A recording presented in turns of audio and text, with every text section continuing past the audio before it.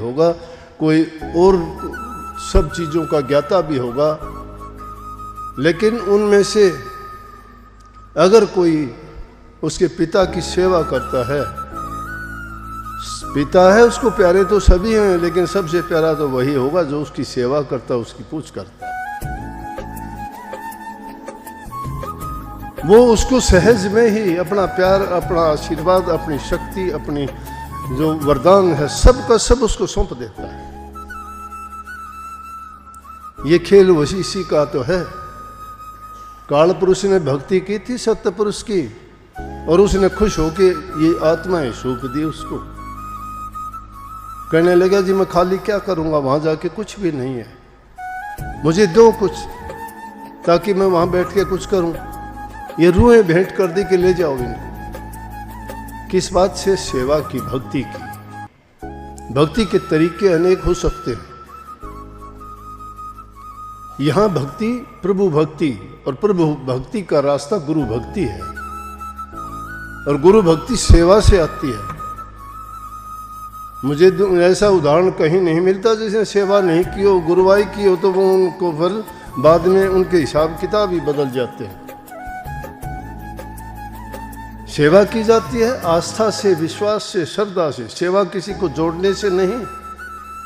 यूं तो सेवा नौकर भी करता है, रोजगार समझ के करता है, उसके बदले में उसको पगार मिलती है, पेट पालता है, बच्चे पालता है। लेकिन सेवा का काम करते हो तो तुम्हें निश्चिंत रहने की बात हो जाती है, चिंता करने की जरूरत नहीं। जिसका आसरा ले लेते हो तुम्हारी संभाल वो करता है, और जो जिसका आसरा ले लेता है अपनी दुख चिंता सभी उसको सौंप देता है, उसको समर्पण कहते हैं। शिष्य का समर्पण भाव जब आ जाता है, जब वो समर्पित हो जाता है गुरु के, हम तो समर्पित अपने माँ बाप के भी नहीं होते हैं, अपने घर वालों के समर्पित नहीं हैं, गुरु के कहाँ समर्पित होंगे? समर्पण घर से शुरू होता है। अच्छे गुणों की शुरुआत ही घर से होती है।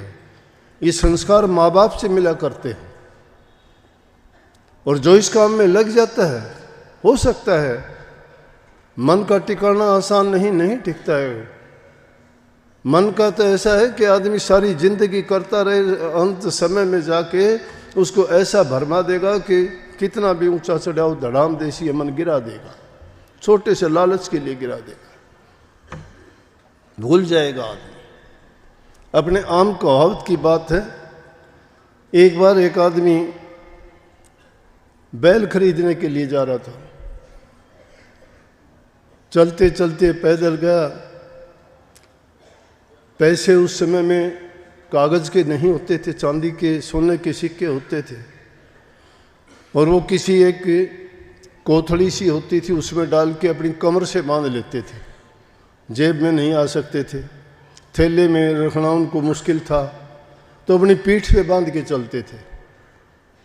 तो जो बैल खरीदने के लिए गया उसने पीठ पे अपने इस पर उनको जो सिक्के थे बांध लिए। चलते चलते काफ़ी देर हो गई। रास्ते में एक किसान हल जोतता हुआ मिल गया। वहाँ उसे